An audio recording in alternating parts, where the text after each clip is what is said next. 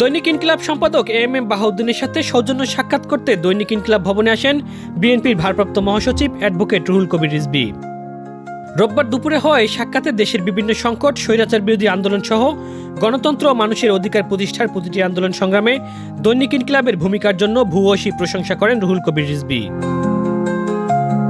তিনি বলেন, প্রতিষ্ঠাকাল থেকে সত্য ও বস্তুনিষ্ঠ সংবাদ প্রকাশের পাশাপাশি সবসময় জনগণের স্বার্থকে গুরুত্ব দিয়ে দায়িত্বশীল সাংবাদিকতার ভূমিকা পালন করে আসছে দৈনিক ইনকিলাব। বিশেষ করে ফ্যাসিবাদী শাসনামলে দেশ ও জনগণের পক্ষে অবস্থান নিয়ে সত্য ও বস্তুনিষ্ঠ সংবাদ প্রকাশ এবং মুক্তিকামী মানুষের পাশে থাকায় দৈনিক ইনকিলাবের সম্পাদক, সাংবাদিক ও কলাকুশলীদের প্রতি কৃতজ্ঞতা ও ধন্যবাদ জানান বিএনপির এই শীর্ষ নেতা।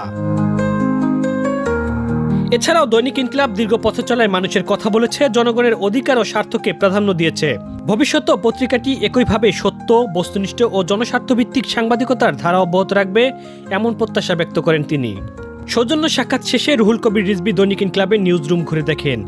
এ সময় তিনি উপস্থিত সাংবাদিক, কর্মকর্তা ও কর্মচারীদের সঙ্গে শুভেচ্ছা ও কুশল বিনিময় করেন এবং তাদের পেশাগত দায়িত্ব পালনের জন্য শুভকামনা জানান।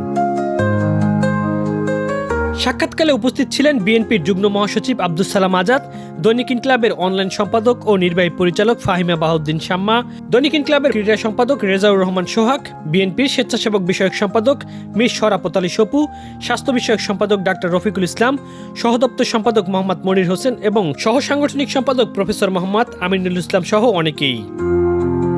মোহাম্মদ সাব্বির হোসাইন, দৈনিক ইনকিলাব।